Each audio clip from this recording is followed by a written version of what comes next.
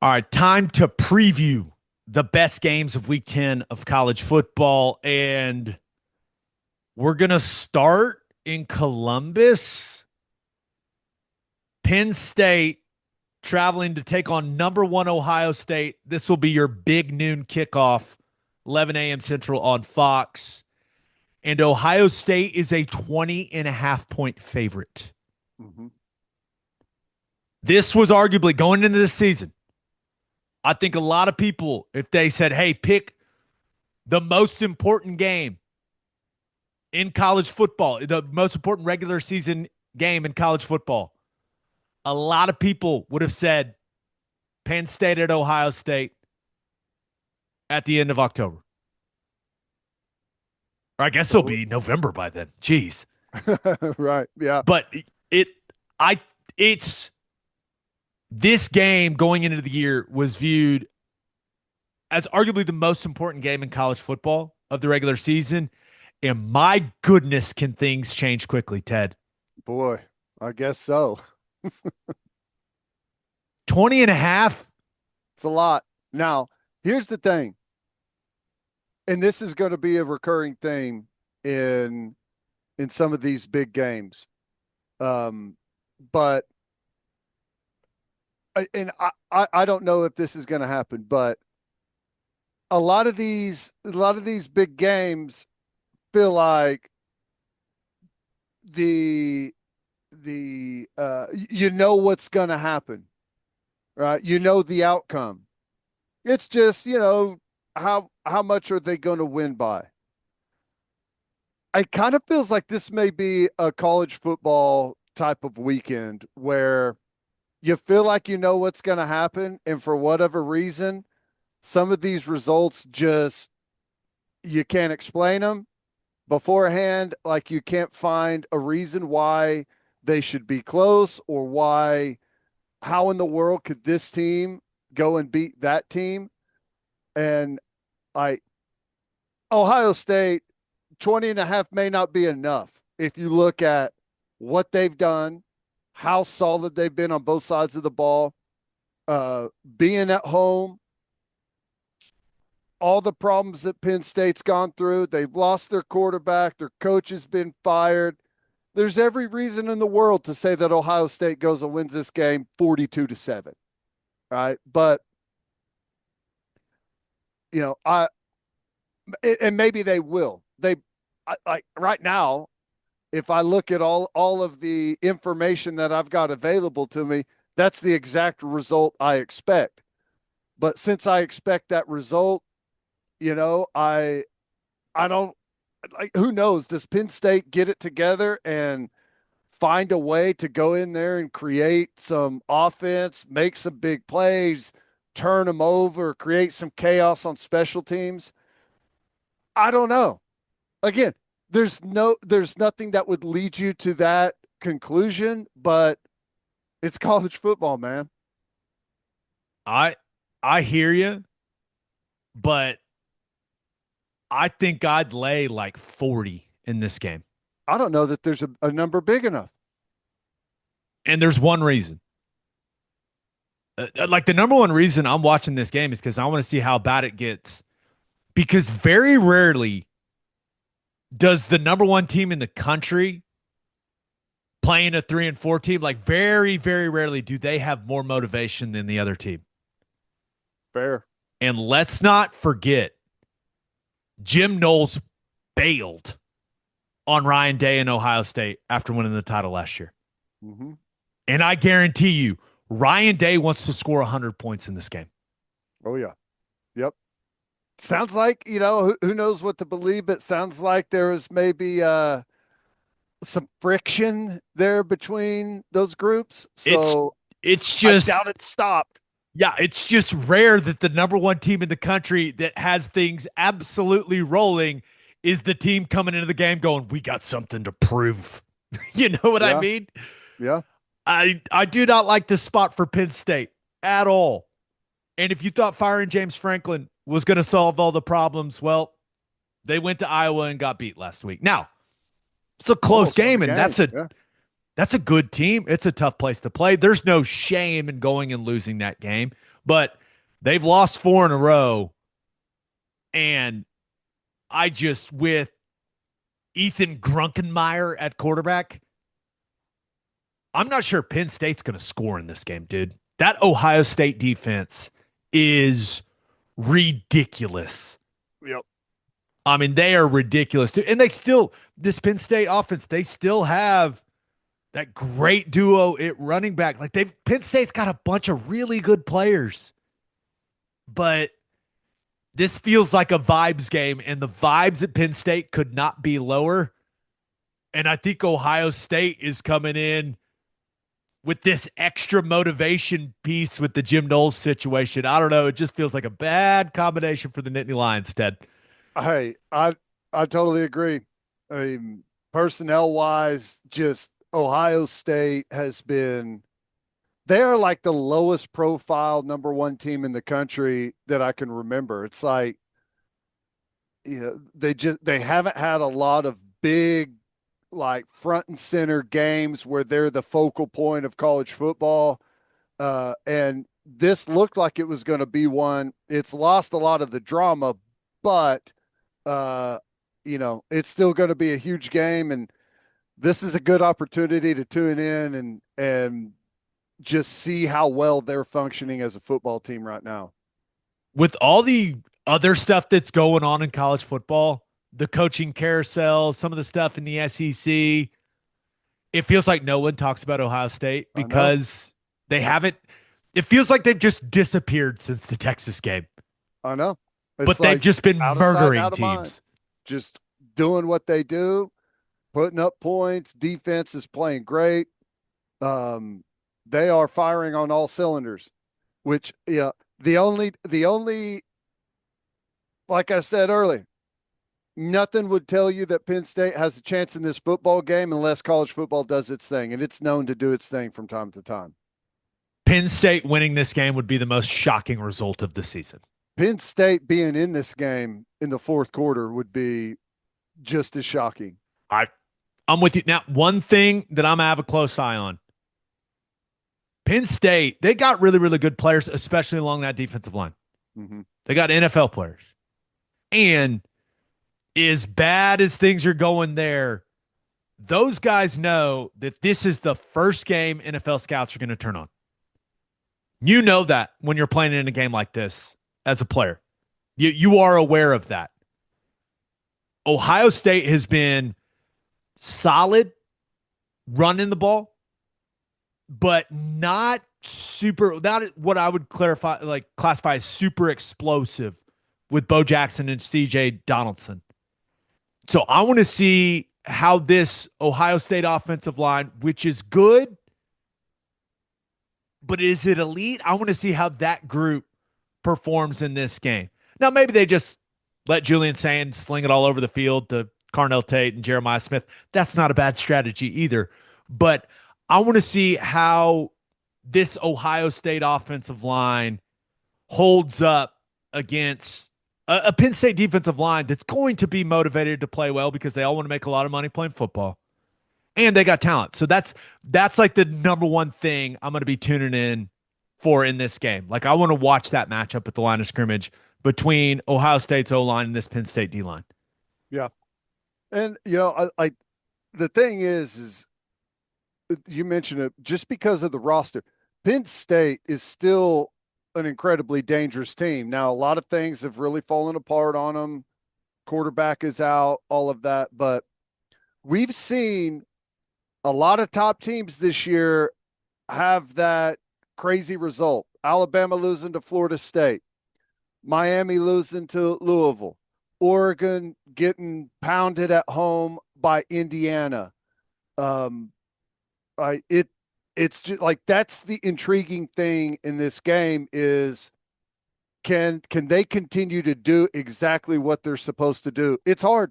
I mean, that it happens in college football all the time. Really good teams lose to teams that they are better than just because they lose a little bit of focus. I imagine that they're going to be on edge coming into this one. The logo has not changed on that other uniform, right? and you know what the coaching staff is saying to those Ohio State guys coming in. But I don't know. Like, to me, that's the only intriguing part of this is, does Ohio State have that game where it's like, who is that team? Like, who is that? That is not what they've looked like all season. I mean, that's the challenge for them right now. They're better than everyone that they're going to play. Can they continue to do that on the field? I just think Grunkemeyer, you better have your head on a swivel, brother. Yeah. Matt Patricia is going to dial some things up, and Arvell Reese and Caden Curry, they are coming for you, buddy. Just Yep. head on a swivel, Grunkemeyer. I'm just saying, I normally would not make minus 20.5 one of my battle bets, but I think I'm going to. Okay. I think this is going to be a bloodbath, dude. Reminder, go to battlebets.app/OK breakdown to join our Oklahoma Breakdown League. Remember, it's fake bets on college football spreads, over-unders, money lines, props. You're competing against us and all the other listeners. Weekly winners are getting $250 of real money from BattleBets, and whoever is in the lead at the end of Week 11 of college football is going to get $500 of real money from BattleBets. So if you haven't joined, you better do it, or else you're going to miss out. What are you doing? BattleBets.app/OK breakdown. On to our next game. Game of the weekend for me, other than OU Tennessee. Number 9 Vanderbilt travels to number 20 Texas. This is your 11 a.m. game on ABC.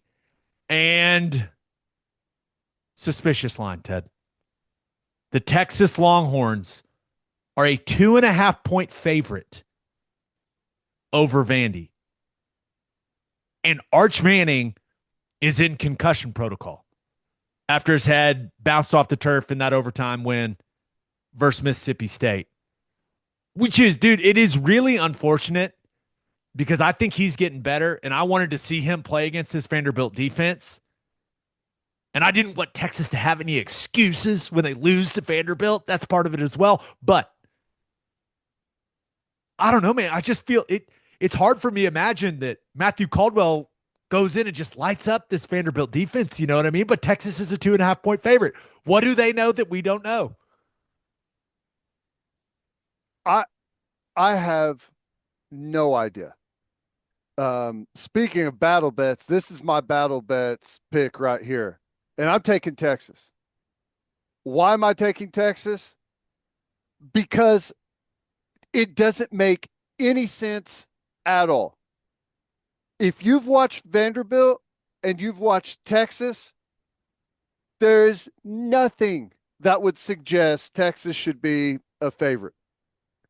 What it opened at like 4.5 or 3.5, it's down to 1.5. But the ESPN FPI matchup predictor has Texas as like a 70% chance to win this football game. I have no idea. I'm picking it. One, hopefully I can, dive on the grenade for everyone else here. And, my picks are trash. But, Vanderbilt's had a lot of big games in a row. Now they're going on the road. Can they keep that edge and go on the road, play in front of 100,000 at Texas and keep things rolling? That to me is really the biggest question. I think Texas is going to make it very difficult for Vanderbilt to score, but we've seen them operate well in games like that. The game they just had against Missouri, kind of the same thing. Their defense doesn't get the credit for how good they are. The run game doesn't get the credit for how good it is. Everything tells me that Vanderbilt's the better football team and should go in there and win this thing. But the line is suspicious. It's the perfect get out of jail free card for Texas. Arch is out. We don't know if he's going to be out or not. It's trending that way, in my opinion. And if he doesn't play, it's like, Arch was knocked out of the game. But it gives Sarkisian a chance to take a look and see what else he has there. And if if Caldwell does go out and light it up, you you got an interesting decision on your hands. But um, I have no idea why Texas is favored. I have no clue. I mean, I they've think just been getting by against the worst teams in the conference, and here is one of the best teams in the conference, and they're a favorite. It's odd. Texas, you have to just point to the overall talent on the rosters. No one's going to say that Vanderbilt has a more talented roster in Texas because they don't. Now, Vanderbilt is a better team than Texas. And that's how this sport works. Like, usually the better team wins, but not all the time. And I do think that Vandy will struggle to run it against this Texas defense. Mm-hmm. I don't think Alexander and Young are going to be ripping off those explosive runs like we've seen from them in some of the other SEC games. And I think it's going to come down to Diego Pavia versus Matthew Caldwell. Because I think Pavia is going to have to make some big time throws in key situations in this game. And he's certainly capable of doing that. But when they've been forced into some of those situations, he's thrown it to the other team sometimes in his career. Mm-hmm. And Texas is really good on defense. But on the other side, like Texas' offensive line has continued to have its issues. It's hard to imagine that their run game's going to find a ton of consistency in this game against a Vanderbilt defense that has been good against the run. But Matt Caldwell's got weapons, man. Like when Ryan Wingo catches the ball, the dude is an absolute problem. DeAndre Moore can go. Like Livingston, they've got really good pieces at wide receiver. I just don't know if Caldwell is going to be able to distribute it to him throughout an entire game. We've seen him get in and run some plays, like maybe a series here and there. It's way different having to play the entire football game with the ebbs and flows of everything that happens out there. So I keep staring at the spread going, what? What? But typically the odds makers know things. So I don't know, man. I'm not going against Diego Pavia. I'm getting points with Vandy. Give me them points. Mm-hmm. Because I think Diego Pavia is going to be able to use that as motivation. Now, I'd feel even better about picking Vandy if Arch was playing because then he'd be able to go, oh, I can show him who the real quarterback is in this game. I'm kind of bummed that we're losing that piece or probably losing that piece of the like that storyline coming into this game. But it feels like a prove it game for Diego Pavia. And I ain't betting against that guy in a prove it game, man. I'm just not. No thanks. Give me Vandy. I get it. I understand. I will say though, I think that Pavia likes to play in chaos, right? He likes to get outside, make things happen. I think the athleticism that Texas has on the edge is going to make those type of plays way more difficult for him. Simmons out on the perimeter, chasing him around, chasing him down. Interested, like if he can continue to do that and make them pay off schedule, then I think that's the deciding factor. But if Texas can, turn him over, chase him down, get some big sacks, put them behind the chains, I think that's their key to victory. So, I mean, if Pavia can go in and do his thing and survive in that chaotic environment that he likes to create, then I think they win. But I'm not going against the line on this one. I'm taking Texas. And I hate that. I want them to lose more than anything. This matchup is one that I've been waiting on all year. I can't wait to watch Texas get beat at home by Vanderbilt. But it's just, I want it to happen so bad that I know it's not going to. We're going to watch them survive somehow again at the end of a football game when it looks like they should have lost it 10 times by now. Over unders 45.5. Give me the under all day in this one. Yeah. I think scoring is going to be a struggle for both teams. But hey, you've got the Longhorns I'll take the Commodores. We're split on that one. I did not expect to be so excited to watch that game, and it's the number one game I want to watch other than Sooners and the Vols. Hey, the one benefit of playing at night is you get to sit back and watch some of this stuff happen early. It's going to be a fun early day of football. No doubt about it. All right, one more game. We're going to hit. Number 5 Georgia is taking on Florida. Now, this is 2:30 on ABC. Remember, this game is a neutral site game in Jacksonville. And the Dogs are currently a 7.5-point favorite. The interesting piece of this game, Ted, is this is the first time we will see the Gators take the field since they fired Billy Napier. Mm-hmm. And I really have no idea what to expect with this game. The interesting part is there's not going to be some massive talent gap between these two teams. But where is Florida at mentally? Like, where is that group at mentally? That feels like the most important question. Are we going to see them rally together because they got their coach fired?